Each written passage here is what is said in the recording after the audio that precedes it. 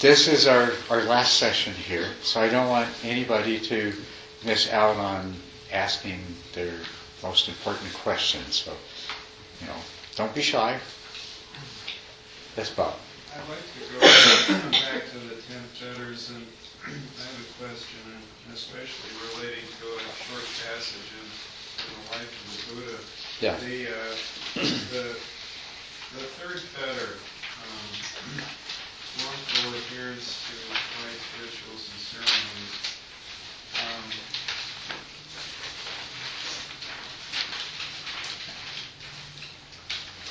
There's this short passage on page 196 of the Life of the Buddha, and there was a venerable Nanda, who was the son of the Blessed One's time, was there with the Buddha and the others. He was handsome, inspiring faith and confidence, and he was 4 fingerbreadths shorter than the Blessed One. He used to wear a robe of the same measurement as the Sublime One's robe, and when the elder bhikkhus saw the Venerable Nanda coming in the distance, they mistook him for the Blessed One, and so they rose from their seats. But when he arrived, they found out their mistake. They disapproved, and they murmured and protested, "How can the Venerable Nanda wear a robe of the same measurements as the Sublime One's robe?" They told the Blessed One. He rebuked the Venerable Nanda, and he made the training rule: any bhikkhu who should wear a robe of the measurement of the Sublime One's robe commits an offense involving expiation.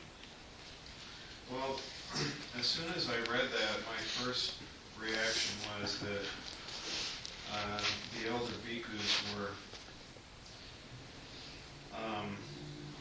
wrongfully adhering to ritual.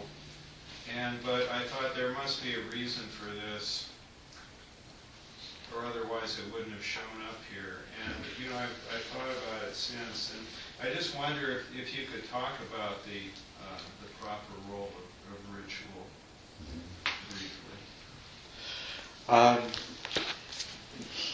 The proper role of ritual, yes. The role that ritual plays, once again, taking into account our nature as human beings, and this is something that I think you all know, and certainly we know by reflecting on the behavior of people across all cultures, is that rituals and ceremonies have powerful effects on our present state of consciousness. And so they can be used as tools to cultivate, to deliberately cultivate desirable states of consciousness or altered states of consciousness that can be used in a particular way.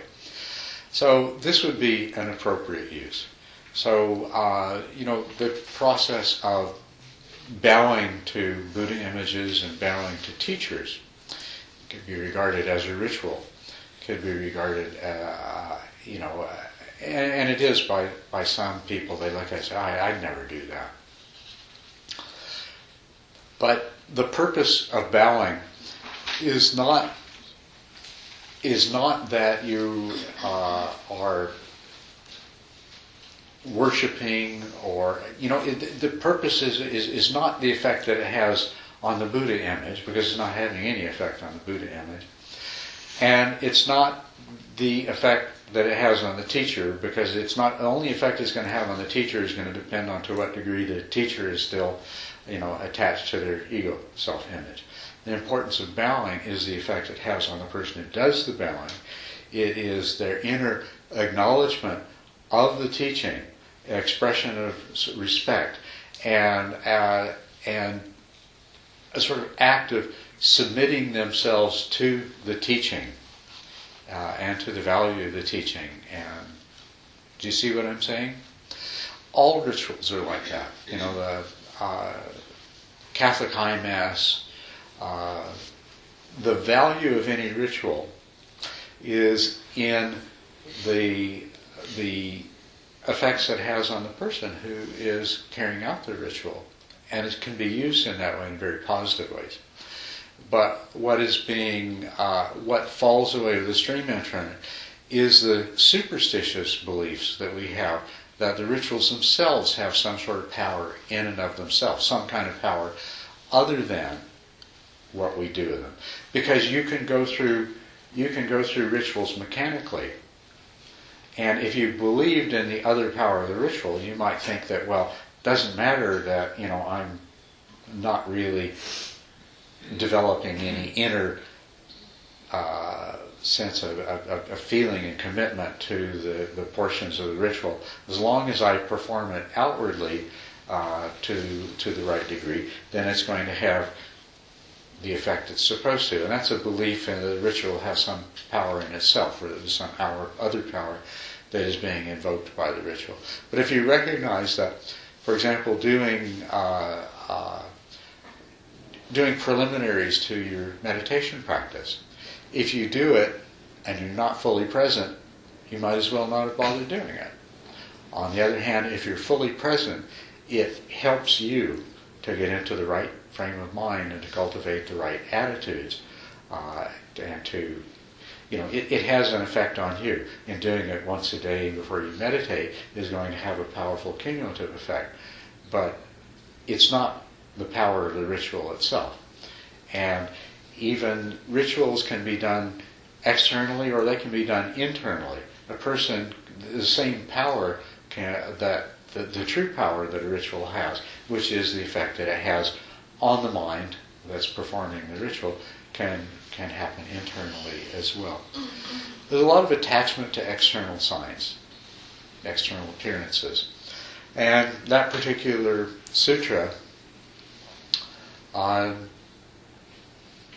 what I see in that, is that there's a certain degree of attachment to external signs in there. And without analyzing and going into it, probably I'll just assume that the elder bhikkhus and the Buddha himself saw a certain advantage for some people in the maintenance of these external signs. So, it reminds me of something that I read or heard, and I'm not sure whether it was Jack Kornfield. He was served in a monastery, didn't he? Yes. Yeah. Well, he was talking about the ritual of bowing and the hierarchy within the monastery. Yes. But he also brought up something that I found very useful in meditation, when and not necessarily only in meditation, but when the endless bombardment of thoughts come pouring down upon the meditation, he said, well, I bow before these thoughts that are coming and not try to resist them, because the image I got was Brer Rabbit and the Tar Baby. The more you resist them, the more engaged you become in them, and so that I use that as to try to deal with those thoughts when they come in. And see, as I bow before the thoughts that are coming, they're going to come, and the less I resistively engage them, when they have a chance to go by and yes. leave me alone. Exactly. That's very good. I like the analogy of Brer Rabbit and the Tar Baby. That works really well. Yeah, that is very good. And what you're saying reminded me of another story that I heard. I don't know whether it was from Jack Kornfield or one of the other IMS people, but it was about their experience when they first took robes and went into the monastery for the prolonged retreat. And what they observed is all the monks at the mealtime, all the monks would line up for the opportunity to wash the feet of the master. And the person telling the story, I don't know if it's Jack or not, but the person telling the story said how disgusting they found that. And they said to themselves, I'm never going to do that. Right. And I guess this went on for a week, but over the course of the week, basically, they started out with also the sort of the resistance, to every part of the teaching. That I'm going to take this part, I'm not going to take that part. I like that, I don't like that. I don't need to do that. But in the course of the week, they underwent a change such that by the end of the week, there was one more monk lining up to wash the feet of the master. And this was very symbolic of the total surrender to the teaching, of giving up that place of being, well, I'm the one that's going to judge what's appropriate to do and what's not appropriate to do, and surrendering to the teacher so as to get the full benefit of it. So, yeah, that's a nice little note on rites and rituals. They have their place, but it's the superstitious belief in the power of them, that other power.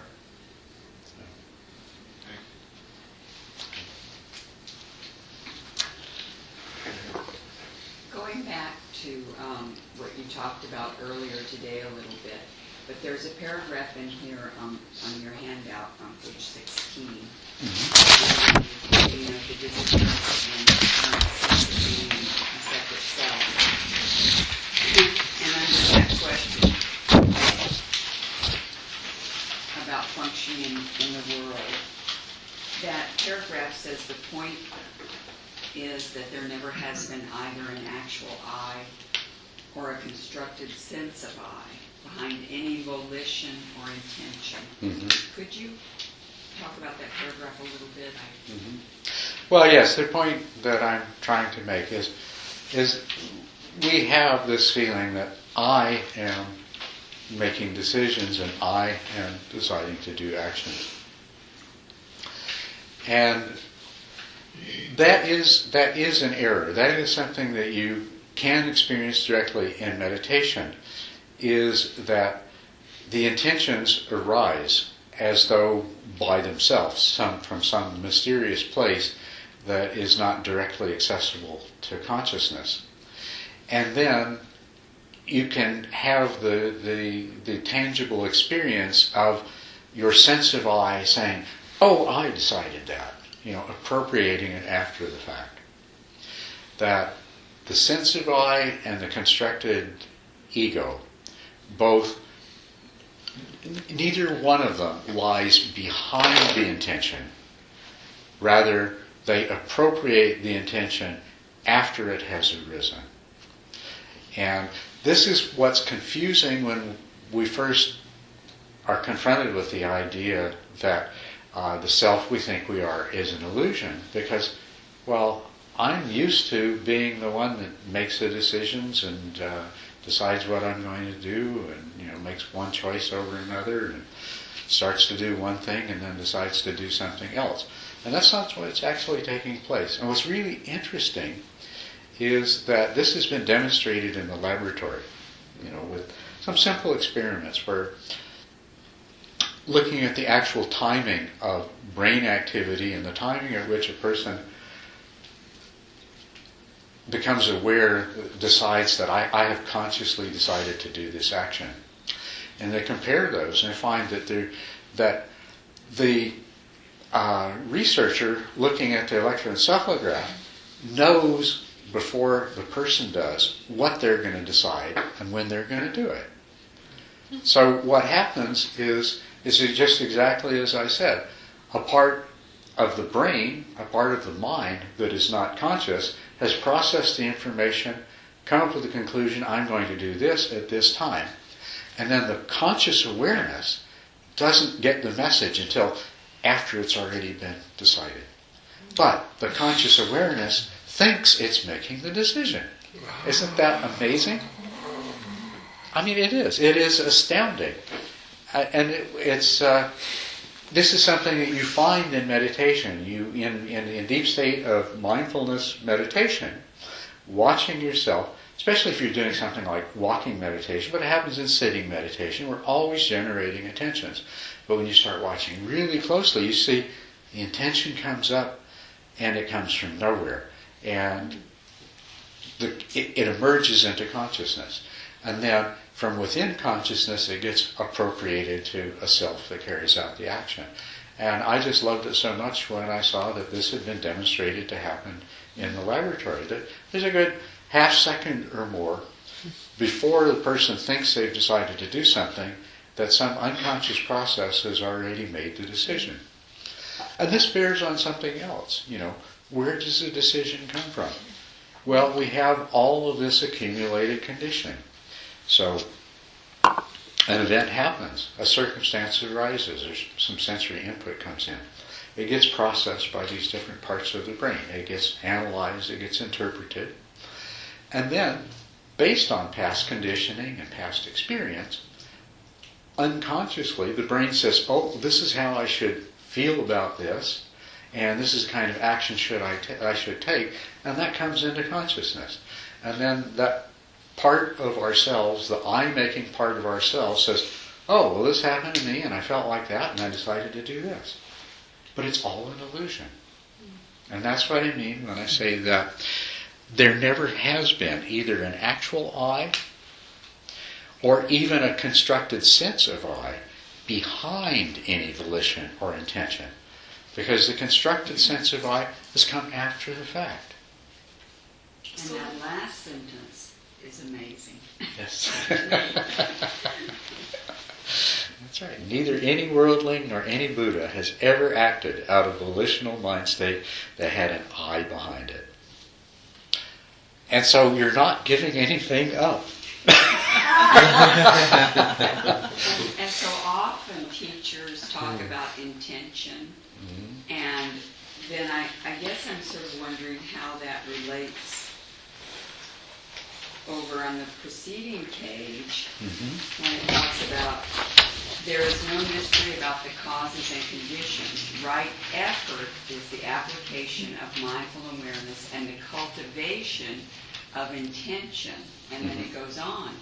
So that's right, yes.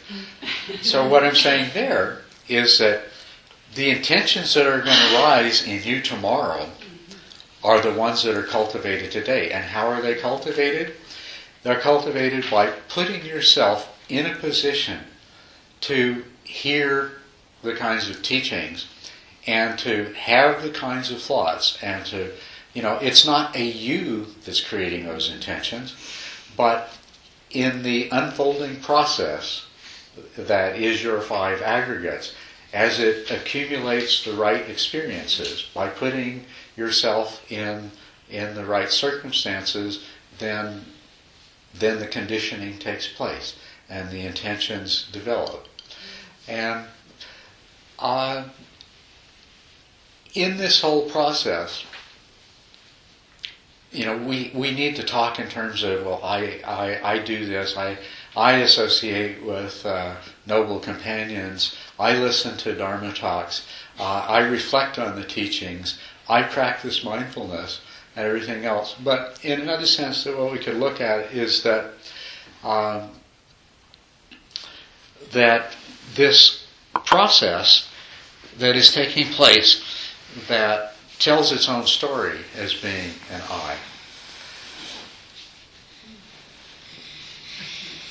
can create its destiny through the interaction of its parts. And it does. But there's no I that's behind it. It's a collective process of independent mental processes interacting with each other and acting together. There is a mental process which will formulate an intention and hold on to it. And then there's other mental processes which might disagree with that or formulate different intentions or decide to go along with that intention. But there's no I in there. And most of the time, when there is any sort of conscious decision-making process, what's happened are there are different mental processes which have taken the current information and arrived at different conclusions as to what's the appropriate decision to make. And the end result is going to be it's going to be a combination of which one the collective goes along with, which one is stronger, or which other mental processes with intentions that either reinforce or negate the others that come up. So, for example, somebody says, would you like vanilla ice cream or dog food? Instant decision, right? Mm-hmm. There's all of the mental processes that are involved in any part of that intention generation all agree that, vanilla ice cream, not dog food. On the other hand, somebody says, would you like super creamy Haagen-Dazs vanilla ice cream, or I have a low-calorie, healthy mango sorbet? Then you find there's actual, let's see, be better for me, low cholesterol, right? And sooner or later, one of them will win out. Not because there's two struggling with each other, it's also partly because there's a whole collective of processes going on, and eventually you're going to come to kind of a consensus agreement, and you're going to act. So, do you see what I'm saying there? Mm-hmm. Yeah. I find that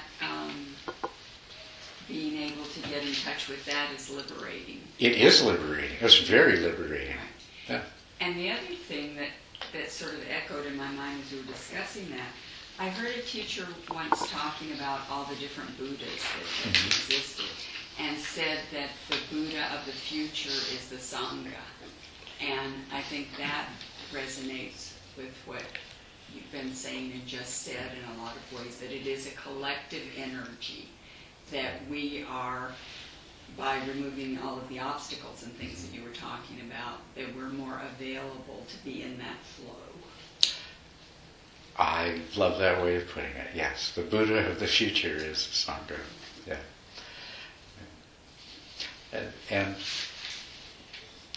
that kind of reminds me of your question yesterday, Brian, which I don't know whether I adequately addressed or not, but yesterday you said, well, I've examined and found there's no self, but I don't see any particular reason why that means that the no self that I am is a part of the whole, right?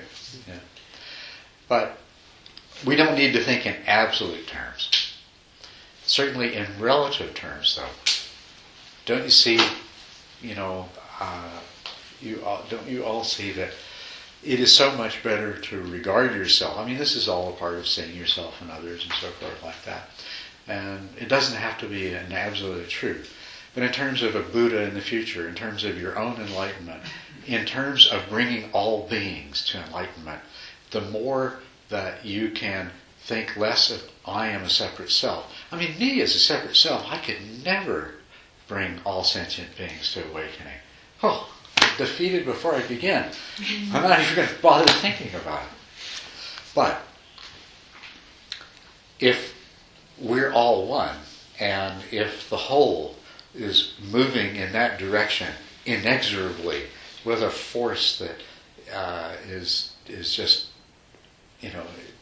cannot be resisted. If the Buddha of the future is us, then then it's so easy for me to work in the service of that process and to make the changes that I need to make, live the kind of life that I need to live. So it may not be, in some perfect ultimate analysis, it doesn't need to be true. But if you can choose to go in that direction, if you can choose to let it be in that way, it serves the goal that we've taken. After all, it's all empty. Who are all these sentient beings anyway? Or as the Heart Sutra says, know this, know that, know nothing. Nobody be awakened. But it doesn't mean that we stop doing what we do in the moment.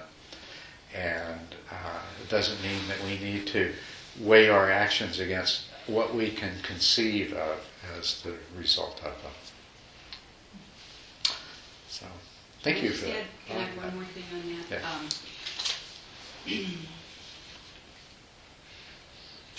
The other thing that I was pondering a little bit is you've referred again and again to the only thing that is real is change. I want to tackle that one a little bit. Okay, I'm not good. so sure about that one. Right.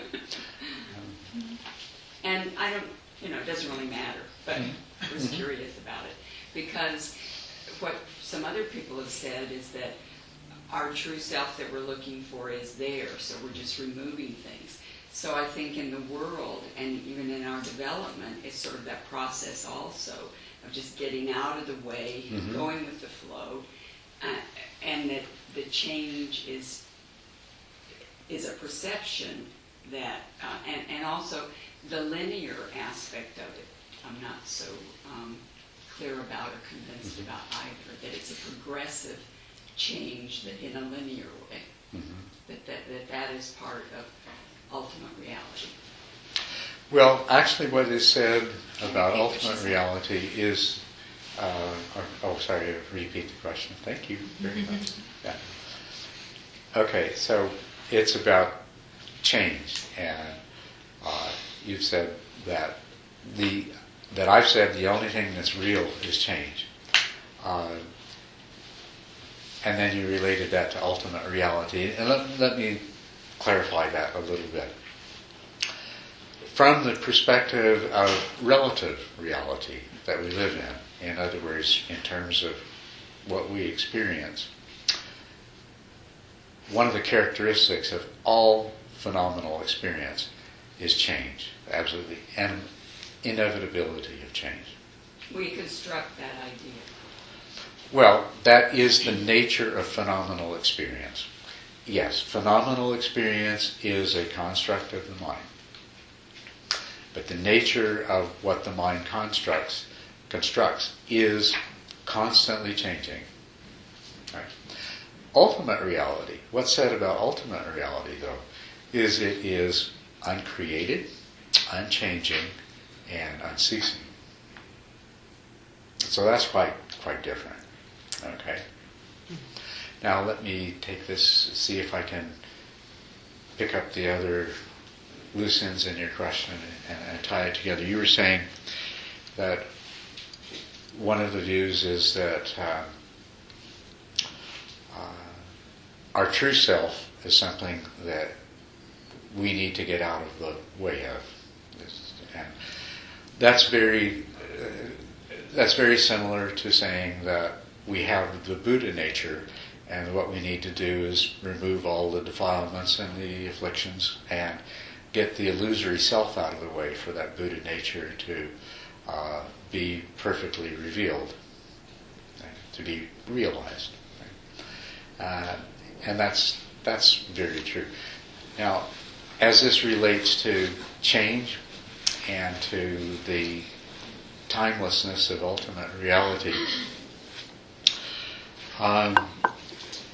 in Buddhism, the Buddha nature, the mind, the enlightened mind of the Buddha, or the Dharmakaya, nirvana, emptiness, all of these different words are referring to the same thing, to ultimate truth, the nature of which is timeless and therefore without beginning, without change, and without end.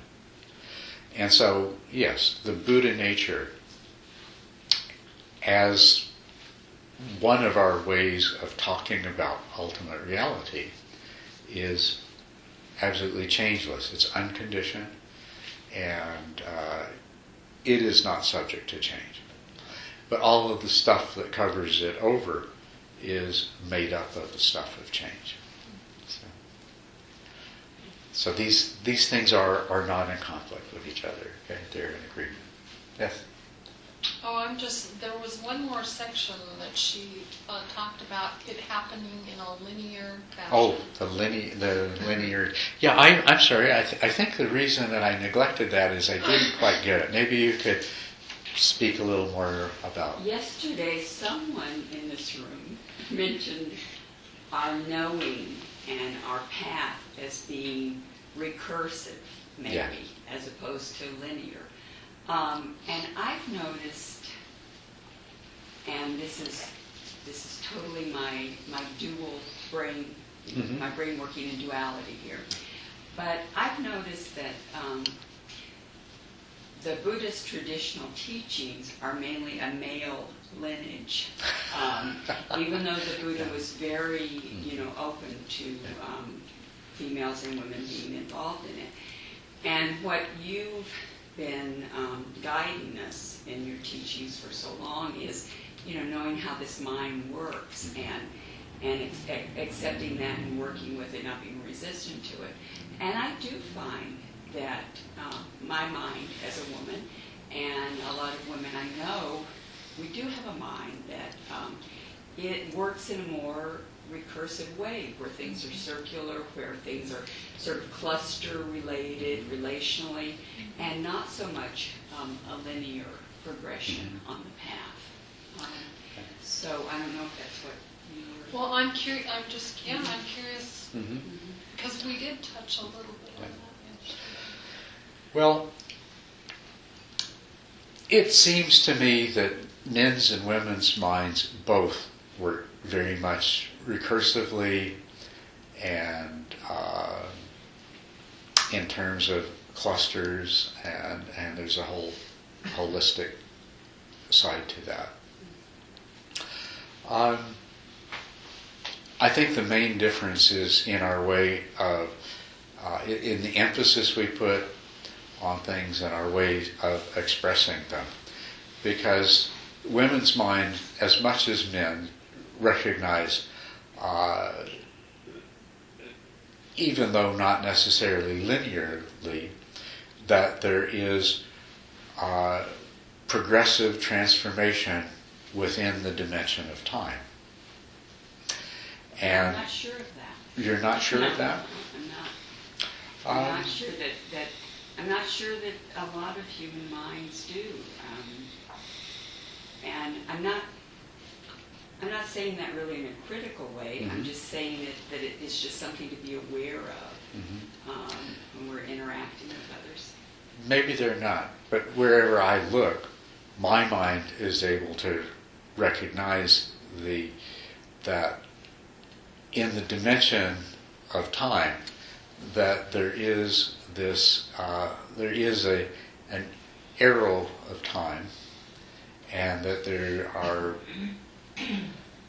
that over segments of time, there are what you could call progressive changes that go in the direction of the arrow. Maybe I only see that because my mind's conditioned to see that. I think that is the dominant paradigm, but I think there are lots of energies and people that are sort of at the margin of that, and that quite a bit of the struggle with the path, it can be that.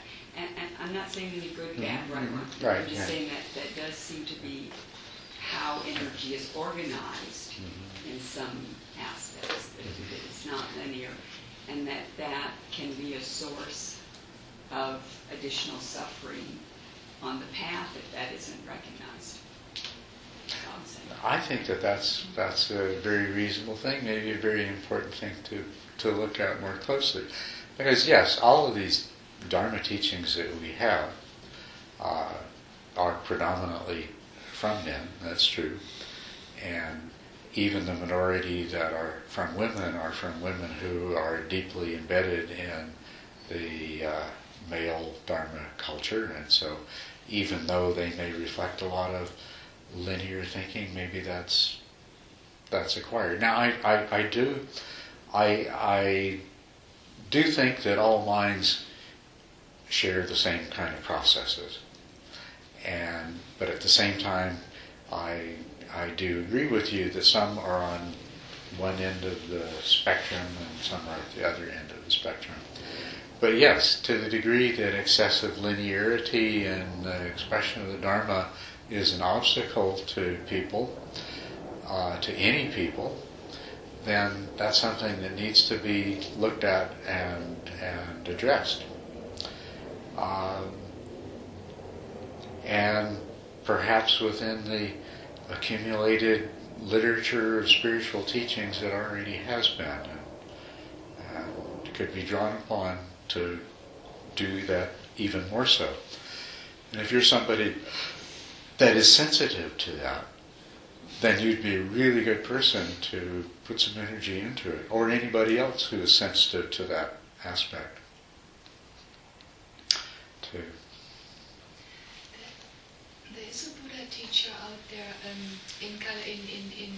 New Mexico, Chojum Alioni, I don't know her first name. She talks about this exactly, the women's circling. But in your teaching, I didn't feel that at all. I feel you come a lot from all this. It's just when we read sometimes these books and it is really that male thing, and I forget about it. I just pull in what I know and what I hear from teachers like you, and then I don't struggle with that anymore. But there are women who really address that. Oh, good. In New Buddhism, yeah. Wow. So I think Wanda and I, and maybe a lot of other people, would really appreciate being put in touch with that.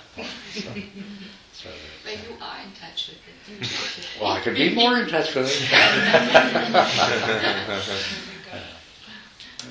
And I guess where all of this was brought up was again wondering about even the paradigm that you present for enlightenment. It's a progressive thing. And it's not so much the male-female, it's not so much all that I was questioning about. It was sort of the progressive nature of it. And there is a change, even though it is being represented as an ultimate view and an ultimate energy, what we're calling that. There is a sort of progressiveness to it. Yes, there is. There's a progression to it, but also there underlying it is a sort of a different theme, which is what the embryonic Buddha nature within us provides. The idea that, we are already the fully enlightened being. So, in a way, although we still go back to the linearity when we talk about the removing of the afflictions and the revealing of that, but it is nice the way it brings that non-linear immediacy to it. We are already enlightened. We just don't know it yet. Thank you. Yeah. You're welcome. Thank you. Thank you for bringing that up and giving me at least a new direction to explore more fully. So.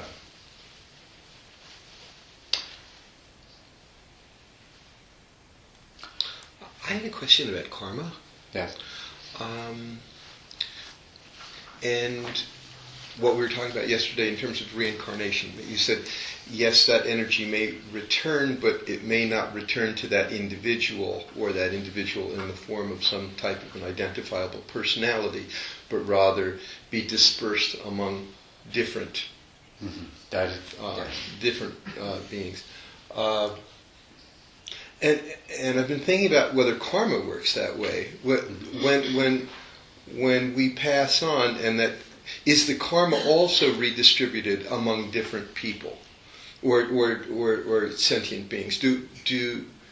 Does the individual still bear, let's say, the negative karma that they have, or is that part of this collective that we all share in that in order to burn it off? I mean, might some of us opt to be burning off karma for someone else as part of benefit to the whole? Okay, these are different ways of conceptualizing it that may be to a greater or lesser degree helpful. But even the idea of a reincarnated self is a way of conceptualizing it that leads to one specific positive outcome, which is that it provides a moral ground. If all of your actions are going to be revisited on your head in the future, then it gives you a basis for behaving in an ethical and moral way. And this is the basis of, in Buddhism as a religious system rather than as a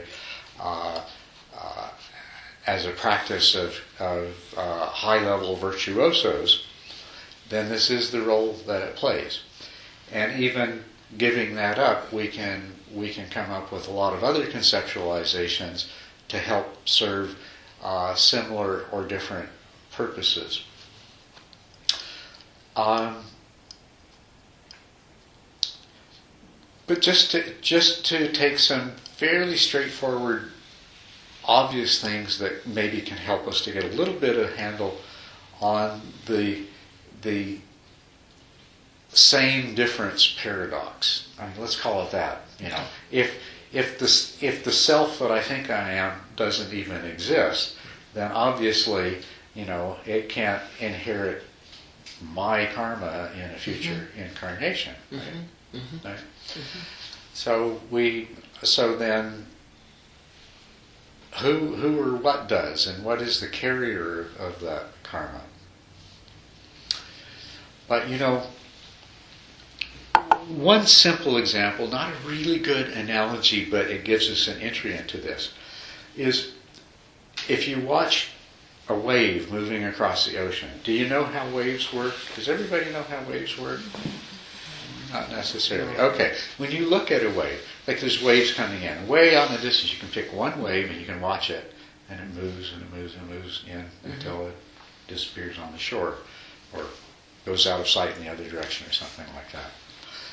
And it appears that it is one mass of water, you know, as one separate entity.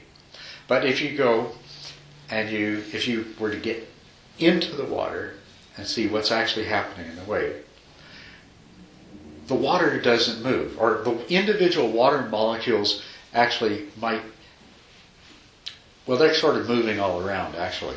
But if you took a big chunk of water molecules and you looked at them, when the wave passes, they kind of go in a little circle like that, and a little circle like that. And the wave that you see, as it moves, every instant it's made up of different water.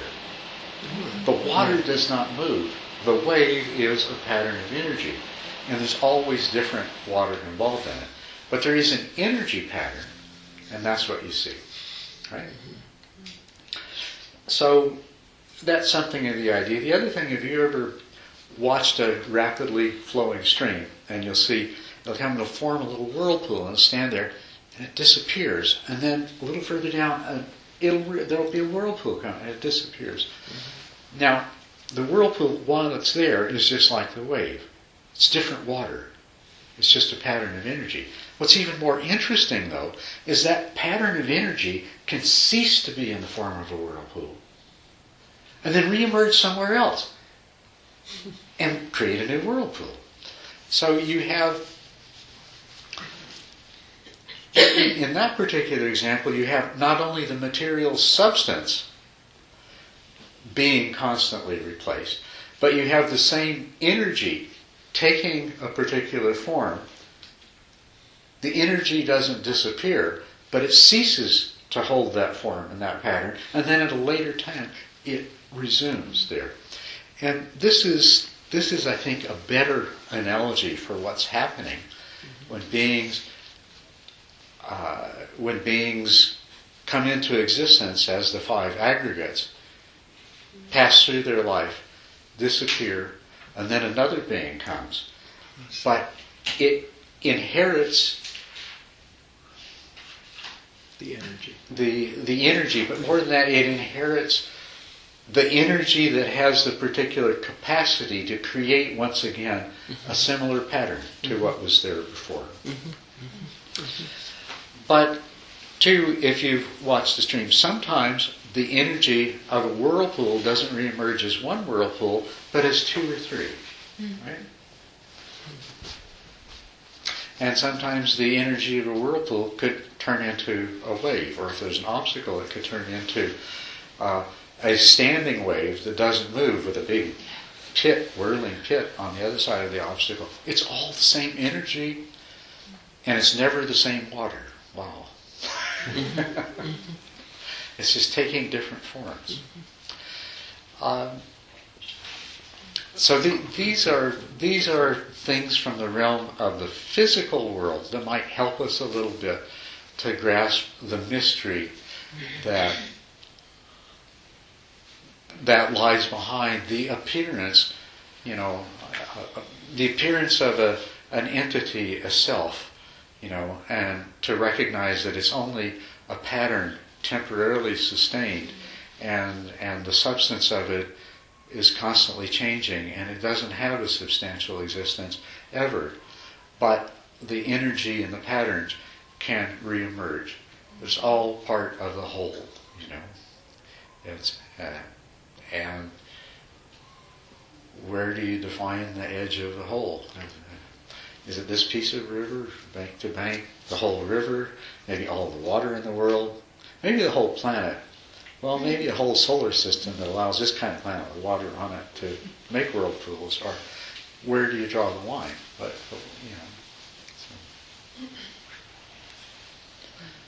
because the line is drawn by your mind.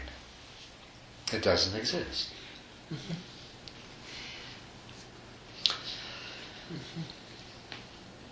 But everything that you do, and I think you can satisfy yourself of this, everything you do that manifests in terms of material reality has basically endless consequences, even though it may be difficult to see. But it has endless consequences, unforeseeable consequences, and although we normally see that, if I make a noise, the noise dies away. But the energy of the vibrations, I can't know what effect they have in the future. And although it seems that it dies away, to go back to a hackneyed example, but when a butterfly flaps its wings in Hong Kong, can result in a thunderstorm in London. We can't really see the consequences, and that's on the physical, material level. Everything is absolutely, totally interconnected causally. And then we feel like the mental thing is so confined. My whole mental experience happens inside my head. If we examine that, we can realize that that's not true either. That your whole perception of what's going on here isn't just yours. It's shared with everyone else. And what's true on the physical level, I think that if you spend some time where you can satisfy yourself that it's the same. That just as no action in the material world can ever be separated from the rest of materiality, so there is no thought or intention that arises in your mind that isn't likewise totally causally interconnected with the totality of whatever it is that we call mentality or mind. And so when we talk about karma, which is the way that our minds condition themselves, a mind conditions itself, and that's karma, right? But if the mind is not separate any more than the matter is separate, then that conditioning doesn't disappear when the external components of that conditioning go their different directions. It continues in its own special directions. So, just as your physical actions have consequences beyond the aggregate of physical components, so do all of your mental actions have the same property of continuity.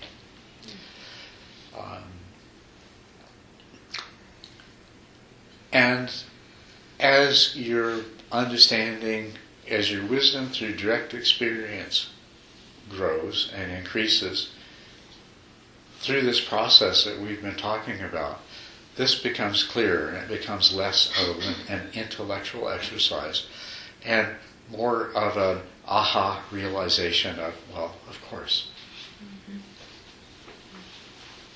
John, I just want to say, just from I've been listening to your Dharma talks now for a lot of years, and it one of the things that you've said over and over is how difficult it is for us to understand anatta and dependent origination.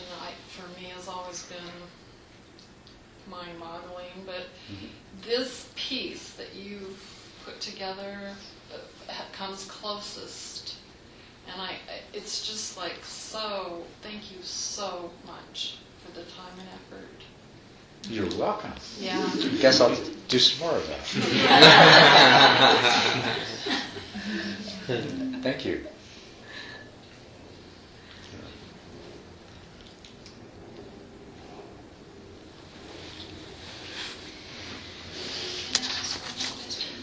Oh, please do.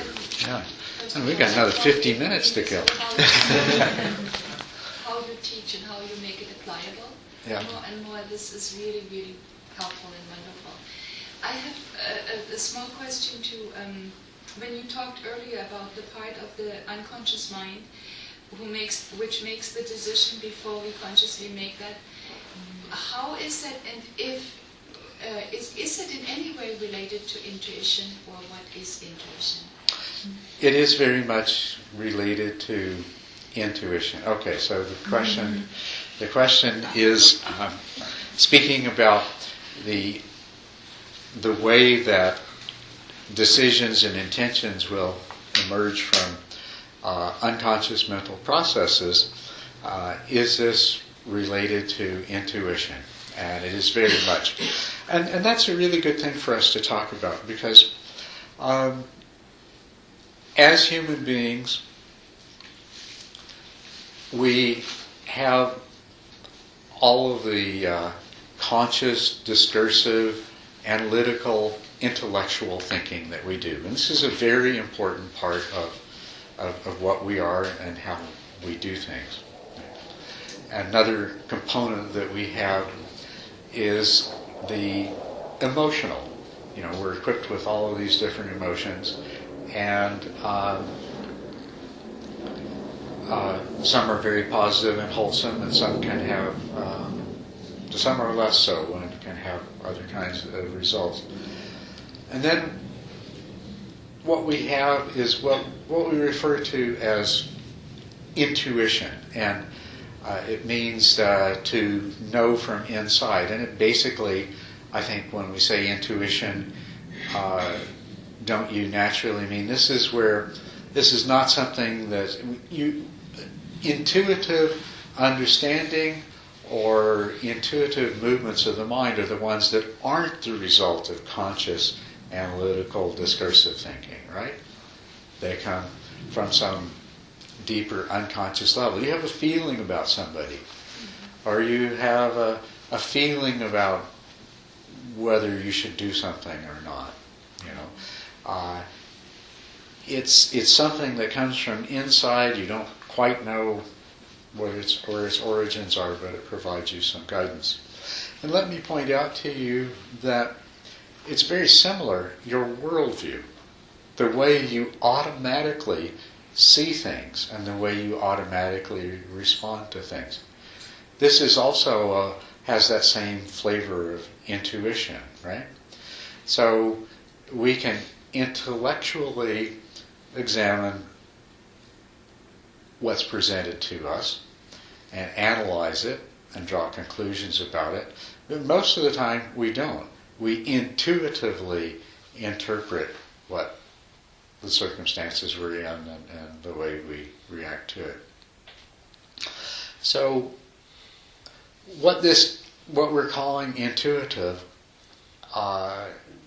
do you see that it's the same thing that we're calling, the mental processes that are taking place outside of the view of conscious awareness? That's basically what they are.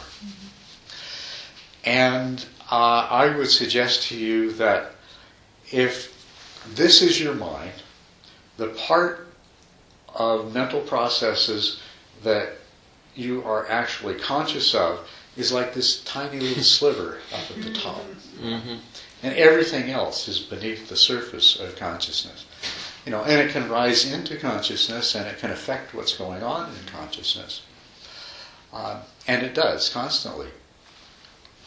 If we look at our so-called rational intellectual processes, and we see how we can rationally arrive at different conclusions at different times from the same information, or different people can arrive at different conclusions, we realize that, even those rational processes that are taking place in consciousness are being influenced by something at this deeper level, where the intuitive arises. And so, in a sense, all of the most important stuff that's going on is at this deeper level. If you really want to change the way that you see the world and see yourself, and the way you respond to circumstances, the way you react to things, the kind of emotional responses you have to things, all the changes that you're going to have to make are at this deeper level. But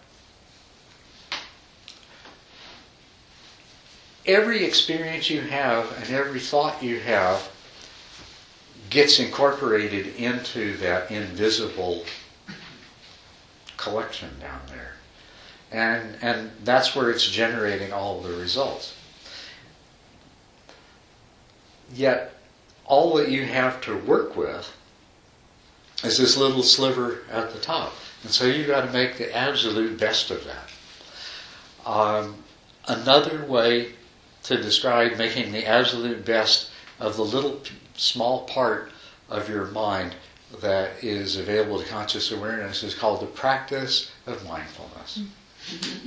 It's a cultivation of mindful awareness and the practice of mindful awareness. All of the stuff that's going on at the intuitive level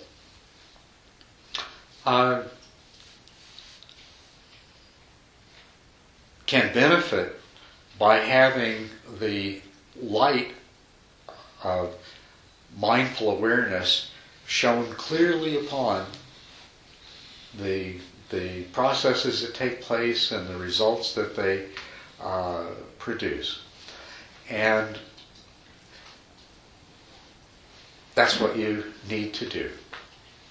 The way that you can change your unwholesome patterns of behavior. Now, this is one of the things that Buddha told us about. He said, when I was only a bodhisattva, I examined my mind. And I found that I had two different kinds of thoughts, some of which were wholesome and beneficial and brought me towards nirvana, and others that were unwholesome, of no benefit to me or to others, in fact, that caused suffering to me and to others, and that did nothing to bring me towards nirvana. And what were those three kinds of thoughts? Well, amongst the unwholesome thoughts, I found that there were all of these thoughts that were rooted in desire, in greed, in lust. And I saw that there were another kind of thought that was rooted in aversion, ill will, hatred, dislike. And then I saw that there was still another kind of thought that was rooted in the unconcern and in the ability to cause harm and injury to others through the failure to recognize and understand the impacts of the actions that were being taken. On the other hand, I found that there were these wholesome thoughts. They were rooted in generosity, in loving kindness. And these were the ones that opposed those that were rooted in desire and greed and lust. And then I saw that I had these thoughts that were rooted in patience and understanding and compassion, and that these were opposed to those thoughts that were rooted in ill will and hatred and aversion. And then I saw that I had these thoughts that were rooted in mindful awareness of the consequences of my actions and concern for others, and that these stood in opposition of those that were harmful to others and led to actions that were taken with no concern for the consequences and impacts on others. And he said, so what I did is I practiced being mindfully aware of unwholesome thought, of the different kinds of unwholesome thoughts when they arose. And I would practice setting aside those unwholesome thoughts. And then when I had succeeded in setting aside those unwholesome thoughts, I would attempt to cause the arising of their wholesome counterparts to take their place. So, in doing this, you're using that little sliver of conscious capacity that you have to alter the patterns of behavior that arise out of this great unconscious collection of influences that we have. The same thing that happens when we're taught the Dharma and we look at these difficult ideas like that the self we think we are is an illusion, and that the world that we think we know is only a concoction of our mind, and that it's not what we think it is. And we can, up in this conscious realm, we can use our discursive capacity, our analytical capacity, our intellectual capacity to understand that as well as we can. And that will have some small effect on the worldview that arises out of our mistaken impressions. But even better if we practice mindfulness so that we can see in all of those occasions where the world, where life presents us the opportunity to see, indeed, there is the self that you think you are is not there. Indeed, things are not as you think they are, but they are the way your mind makes them. If you can practice mindfulness to verify the intellectual conclusions over and over again, all of the experiential validations of your intellectual conclusions will render a much more dramatic change in this unconscious process, and you will find your worldview changes. And the more your worldview changes, the easier it is to perceive emptiness and no self, and the easier it is to make the kind of positive changes that you're needing to make. In doing these things, in working on yourself to become the kind of person that you are when you've practiced the perfections of generosity and virtue, patience, and have done so diligently, and when you practice the perfections of right effort and concentration, and the using your analytical capacity to understand. When you do all those things, you alter that big subconscious mass of who and what you are. You make it ready to undergo the transformation that brings you to a state of being an enlightened being.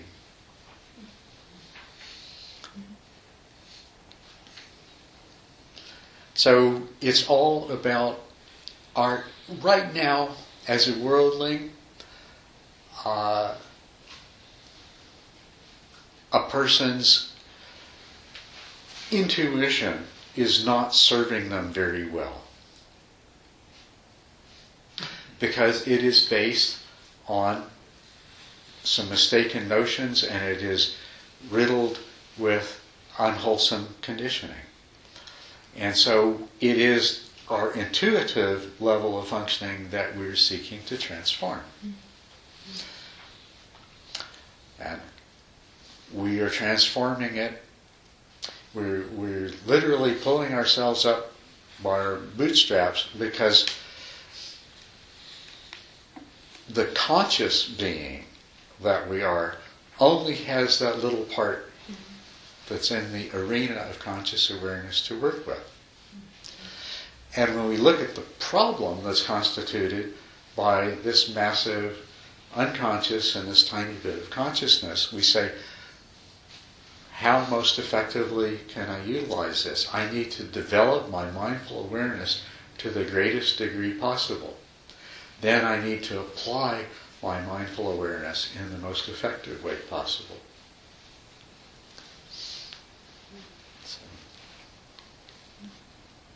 And if you do that, your intuition gets so much better. You begin to intuit that those obnoxious people are really not obnoxious people after all. They too are bodhisattvas in the making. They just are still afflicted a bit.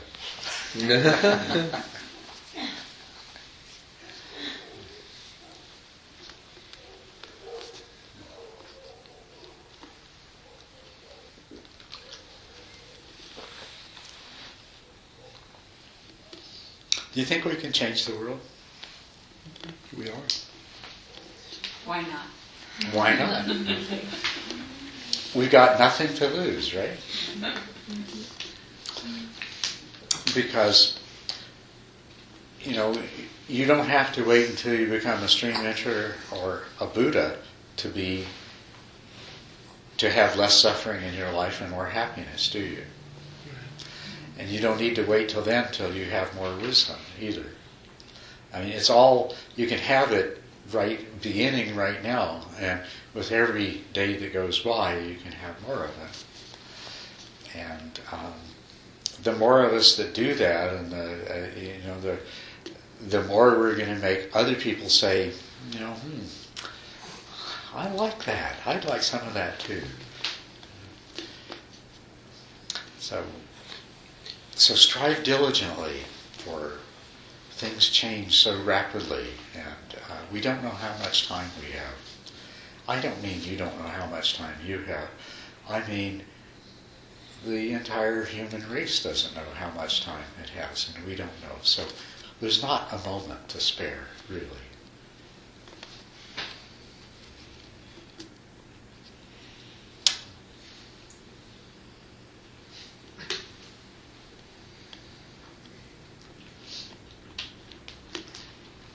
So ask me another question. Well, is the real question, can we change the world? Or is the real question, are we changing the world? Well, Since all there is present. yes. Yes, we're already changing the world, aren't we? Right. Yes, we already are. So, yes? This is not really a question, but I started meditating when I was pretty young and have had several long hiatuses in the meantime. But I remember when I first started to meditate, I just thought it was so cool. I mean, it got rid of my headaches and, I just thought it was fabulous. So I tried to tell everybody about it. Yeah. Well, it didn't work, No, it doesn't. It didn't work at all. Mm-hmm. And, I wanted my brother to start meditating, and, he resisted it. It was just, everyone I told about it's sort of a resistance or an indifference or, oh, that's nice and all that sort of thing. I'm not sure I ever influenced anyone positively to start meditating. But lately, I don't talk about it anymore. Mm-hmm. People start asking me about it. I mean, my brother, who, is an active alcoholic, several times has said, but don't you meditate? And I don't tell him anything. And it makes him more curious. So I it's just sort of maybe not a question, but a warning that, it's wonderful, but you can't necessarily tell people about it. You have to sort of wait for them to come to you, and they will. Oddly enough, I mean, I'm just amazed when people show up and say, "You've been meditating, what do you do, and what's it about?" And I'm glad to tell them, but I don't initiate it. Absolutely right. And thank you so much for saying that. And I don't want to be misunderstood. I'm not saying that you should go out and proselytize. Because we Buddhists do not proselytize. But we can sure be great examples, and we can sure tantalize people and make them want to know what's going on with us. And that's what we should do. And the best way to do that is do the work on yourself, so that, and it's something you can't pretend. That's the other thing about it. You can't say, well, I'm going to go out and pretend to, and people won't be fooled. They'll say, oh, yeah, so-and-so pretends that, they've got it together now and they're enlightened, but I can see that they're not. But if you really are, then they're not fooled about that either. And it's not even about whether you're enlightened or not. It's that you've made genuine changes. And you don't have to say anything. You don't even have to smile a lot. People can tell. They'll know that you're doing something that's working. Yeah. Well, I think there is a certain fear of people, of you evangelizing or proselytizing or whatever it is. And so, I have friends who are definitely sort of religious, and they know I meditate. And occasionally I tell them things that have happened just because they're a good friend, but I feel in them sort of a fear and a resistance, like I'm going to try and put this on them, that they're going to feel some pressure that I think they should do it too. And it's really not at all what I'm doing. I'm just, I have certain friends that I want to share experiences with, and I'm just, I don't know, it's hard to talk about your experience, and I almost think every time I've tried to, I've sort of regretted it. Unless, That's a good thing to keep in mind. Don't try talking to somebody unless you're sure they're really interested. Yeah, and that's the time to do it. And one thing that I've noticed, and I'm sure you've noticed as well, very often when you come across somebody that really wants to convince you of something, you've really got to try this. Have you noticed that it's really because they're not sure themselves? And if they think they can convince you or some other people, it will support their confidence in it. So it's an expression of doubt. And we know this, and so we tend to be a little bit suspicious when somebody comes and really wants to convince us of something. So, but we don't need to do that. And we're much better off not doing that. But a little bit what we were talking about is also the time has changed. I mean, the meditation is more mainstream now, and people want, it's not like a mystical, elitary thing. When I started out, it was like, I'm running away from reality, yes, quote. Right. And now it's like, how do I do this better in my reality when I do meditate, when people ask me? So this is about also changing times right now. It's coming up, and people want to know. Yes, good thing. That is a chance. Meditation is expanding. The awareness of it and practice of it is expanding really at an amazing rate. I'm amazed by how many meditation centers that there are in Tucson. And it's not just meditation, it's specifically Buddhist, the different forms of Buddhist tradition. So there's something very interesting happening,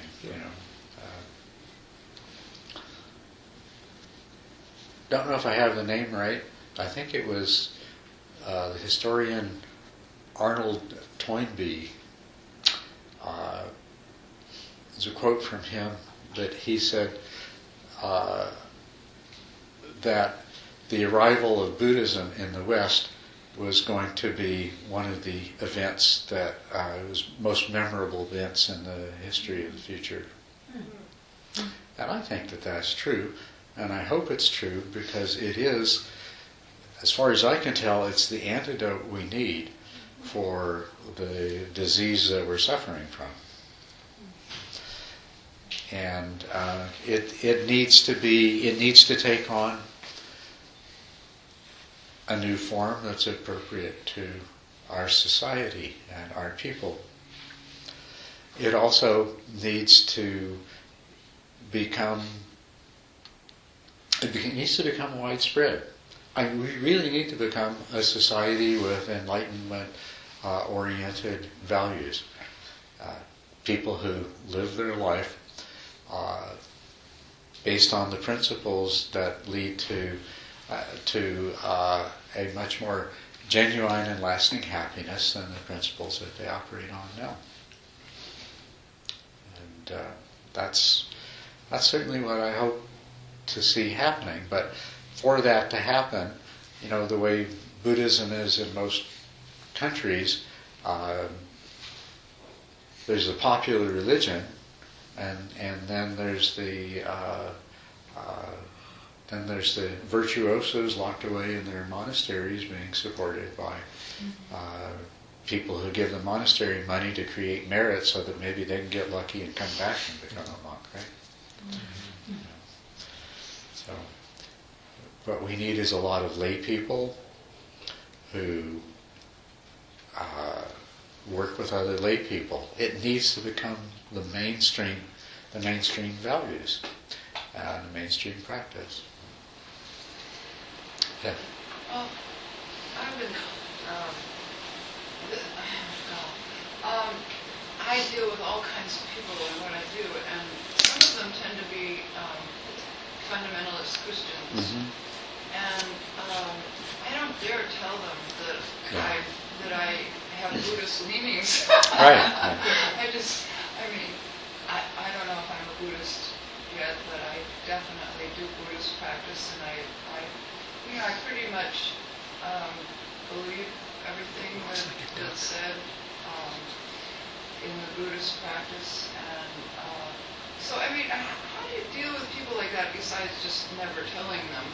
But, I'm unsophisticated enough to still be sensitive to their censors.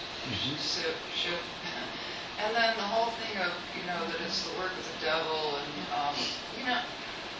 I have a hard time with that because I do have a Christian upbringing, and it's hard for me to entirely, deep inside of me, let go of all that, the trappings, the ideation, all of that. It's pretty deeply ingrained. Anyway, maybe you could talk about that. I'm not quite sure exactly what the question is, but how to feel better about being Buddhist and yet having some Christian leanings, and Well, as far as that particular part of it, how to feel better about being Buddhist, even though you have a Christian background. This is part of the work that you have to do on yourself by positively reinforcing your confidence that the Buddhist views that you're learning are valid and are genuine. And at the same time, you have to look at those things that you've brought from your Christian background and say, okay, in what sense are these valid, and in what sense are they not? And by clearly seeing the sense in which they may be distortions, and they may, as the Buddha's advice to the Kalamas went, to the extent that what you've carried with you from your Christian background is not, doesn't meet those criteria and is not conducive to the well-being of yourself and others, seeing that clearly makes it easier to let it go. But it's not a question of abandoning those things altogether. It's trying to see, is there is there a valid and positive aspect to this? Is there something in this that's worth holding on to? The idea that if you sin, you're going to be punished in hell, and Satan's out there working in every way to tempt you into sinning. It's kind of hard to see where there's much useful in that. But some of the other Christian doctrines, love your neighbor as yourself. Do unto others as you would have them do unto you. And there's many others like that they are definitely valid and they are definitely good. So, you can recognize and accept those. You do the work on yourself to clear up your own problems. When you are confronted by people who have, very strong fundamentalist beliefs, of course, to a certain degree, you practice what the Buddha said about right speech is you look at anything you're about to say, and is it true, is it helpful, and is it necessary? And if it doesn't meet those three criteria, you keep your mouth shut. But the occasion may arise when there's something that you can say that meets those criteria, and then that's the time to speak. And the best thing to do is, as I say, is become an example through the success in your own practice. And we've all got to not be attached to the outcomes too. It might not work out. That's all right too. What's important is that we do our best. And as I'm hoping to point out to you, that if you do your best to work for your own liberation, only good can come from it. No matter what. Only good can come from it.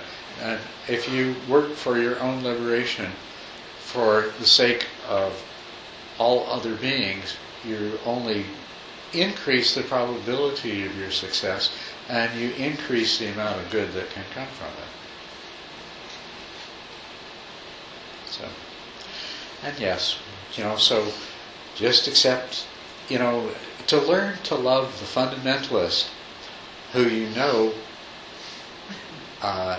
thinks that you are the victim of Satan's worst machinations and he has you in his clutches, and still be able to love them and accept them for where they are, that's good practice. That's really good practice.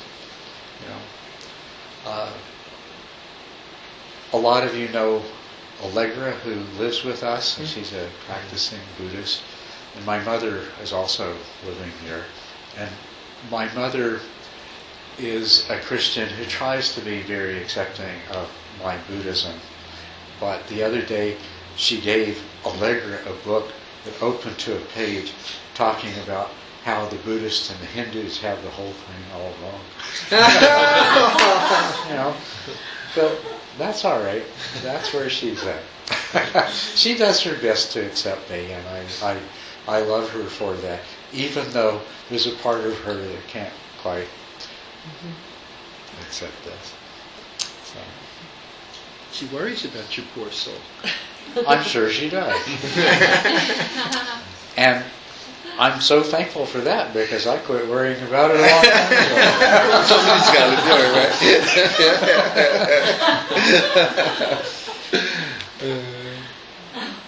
Yes. This is related with what you were saying, and you were saying earlier about you want the mainstream Buddhism happening. When I started to be trained in yoga 30 years ago, it was a spiritual practice, which it is. Mm-hmm. And I have seen through those 30 years how that spiritual practice has become. It's just an exercise. Yes. And I wonder sometimes because it's more in mainstream, how do you see those changes? How can you counterbalance those changes when you talk about Buddhism becomes mainstream, which is great, but how do you protect it from being diluted and become just a piece of what it originally is? Well, it's the same answer. The best way to counteract that. Sorry. The question is that you saw how yoga, which is a spiritual path in its origins and which came to this country and 20, 30 years ago began to take root, and it has ceased to be a spiritual path and it's become a kind of exercise. Yes, which it has. A very popular kind of exercise. And so you're asking, how do we keep the same thing from happening to Buddhism?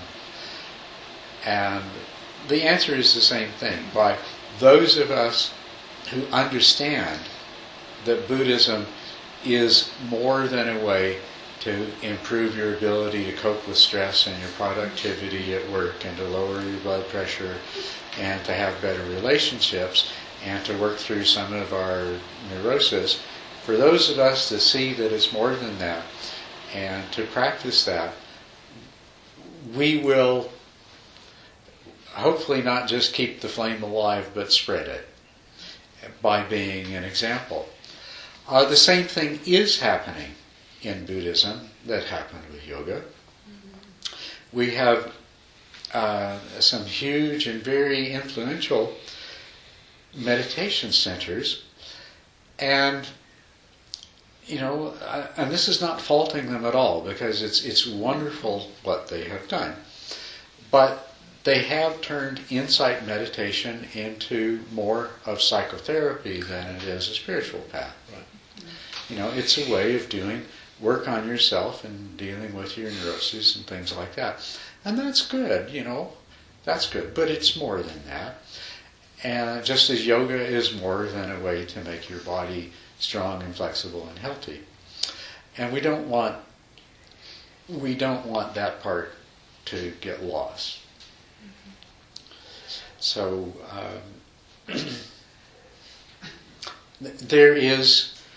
there's a good side and a bad side to it, because people are drawn to meditation because of the worldly benefits that it has, the immediate worldly benefits.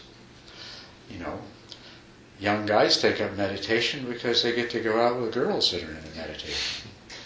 And that happens a lot, right? And that's all right, because it gives them the opportunity to discover how much more there might be. The bad side is that, it can become, like unfortunately in many cases yoga has become, so much of a worldly thing that, there's yoga centers that are careful not to mention anything about, to divorce themselves, because they are businesses that make money and people depend on their income, and they don't want to say anything that's going to cause the fundamentalist Christians to not, to give up their membership in the yoga center, right? Yep. Yeah. So, The money they charge also is another thing, those centers now, it's the opposite of Buddhist teachings, in terms of what you have to pay for a weekend. It's ridiculous on some level. well, that's true, and that's, and I don't know necessarily the answer to that, but it's something that, as a teacher leading meditation retreats, it's something that we have to struggle with. Where do we find a suitable place to do a retreat? If you go to a place that is a retreat center, it has to make enough money to support the people that own it and make it more worthwhile for them to operate it as a retreat center than to turn it into something else. And there's some really wonderful retreat centers that they're really struggling, and it's like the cost per day of doing retreats gets higher and higher. Last time I checked, sort of across the board, the average price for a meditation retreat is about $60 to $75 a day, with some high-end fancy places that are more expensive and a few places that are less expensive. And the price keeps going up. And you look at it and say, $60 a day, wow, that's a lot of money. If you get X number of retreatants times $60, look at all the money that's coming in. But if you actually talk to the people that are running those places, they're not sure they can continue. They're not making the money they need. I don't know whether this will be available for your retreat next year or not, because we don't know whether we're going to survive. It is a problem. It is a real problem. And that's a problem that's way short of a level of where, my meditation retreat center is so successful, I can't afford to do or say anything that will decrease the enrollment, because then how am I going to send my daughter to Harvard and buy the new Mercedes that I need? We're a long ways from that. But it is a problem. And we need to solve all those problems if we're going to be able to get together and do retreats, and if we're going to make them open so that people of all degrees of financial capability can participate. And part of that is the practice of generosity, so that those of us who find ourselves in a position to contribute more, so that those with less can still have the opportunity to practice. That's what needs to happen. And if enough of us do that, maybe we can avoid getting into the situation of, some of these big retreat centers I talk about, they're more like, going on a retreat's more like a luxury resort vacation that involves a certain amount of sitting.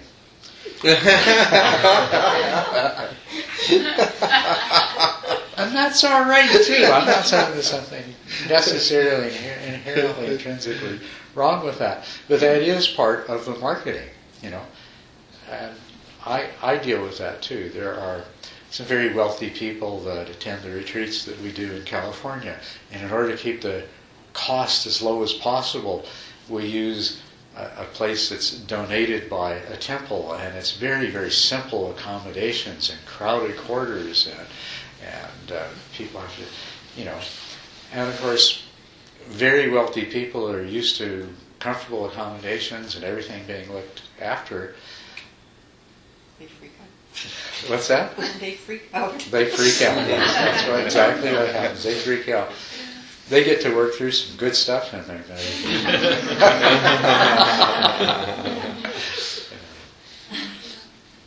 Anyway, I'm getting kind of off topic here, and we're getting to the very last few minutes that we have together. So,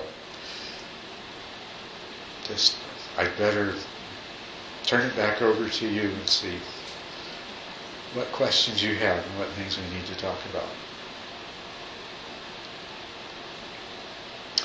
Your brains are full? Yeah. Well, here it is again. So you believe in the Buddhist path, but you haven't committed, you haven't taken the precepts. How do you decide to commit and take the precepts? Do you have to commit and take the precepts, or can you just keep meditating and have a teacher and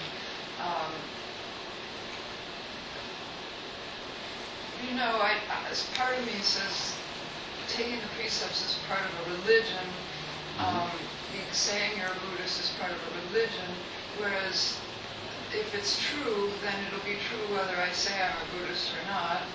And so there's that, and then the decision to actually become a Buddhist versus not being a Buddhist but doing the same thing. Okay, that was I guess that's the question. Very good question. Okay. And so what you're saying is,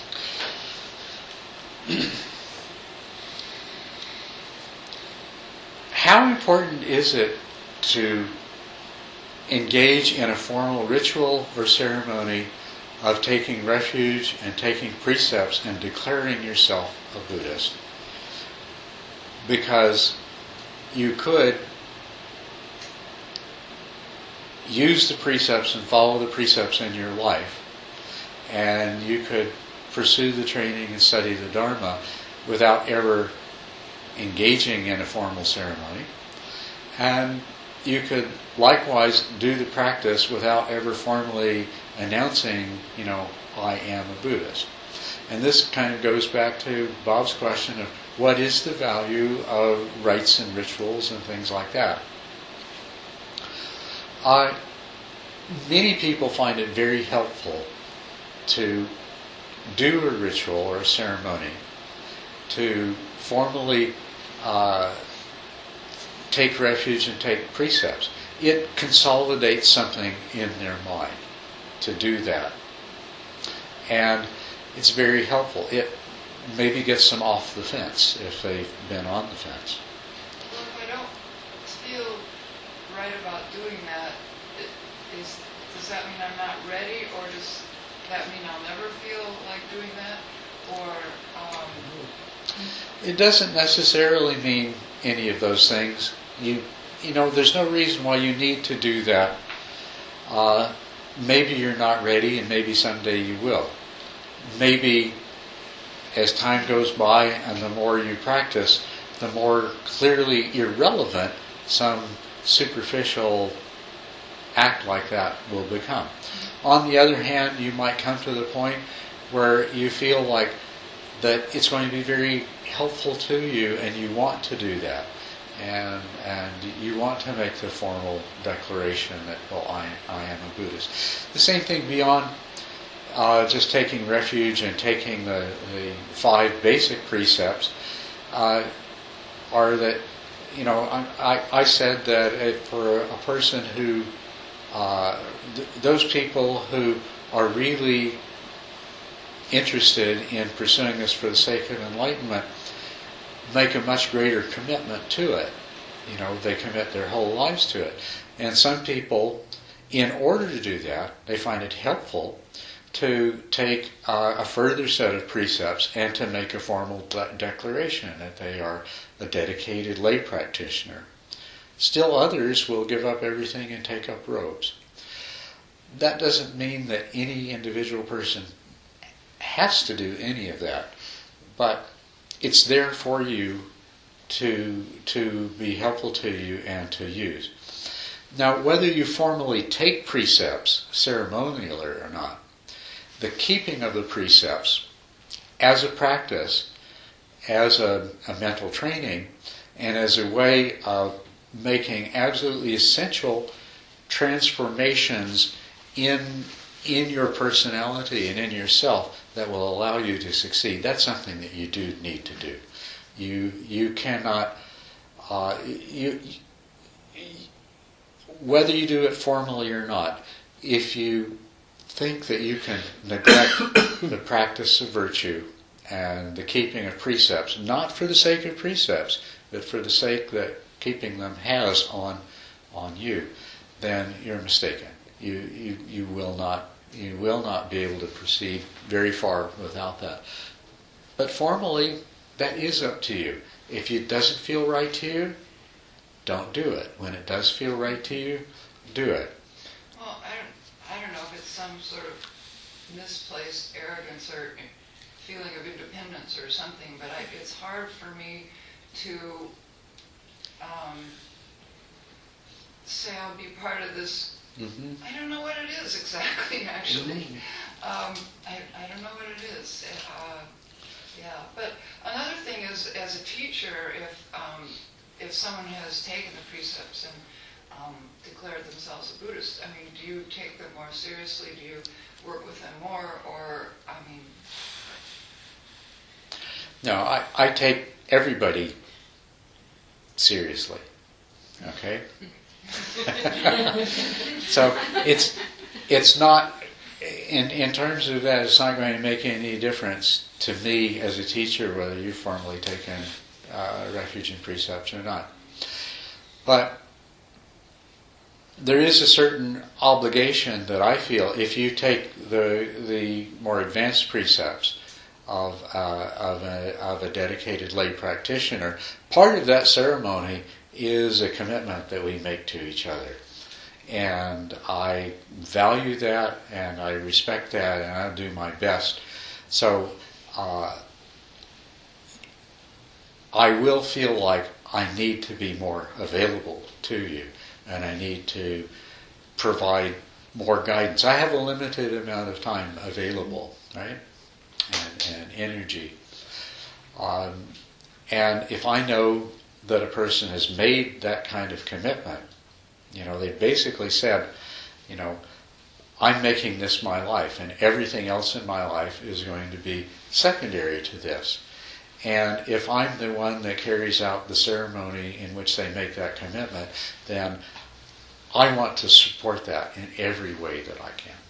So there is that difference. But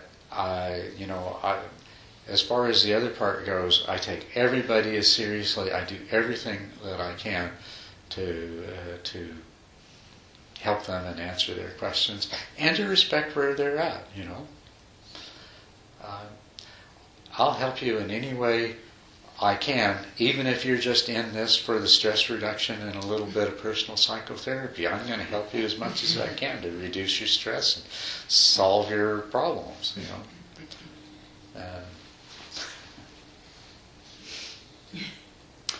Okay. It's 1:00.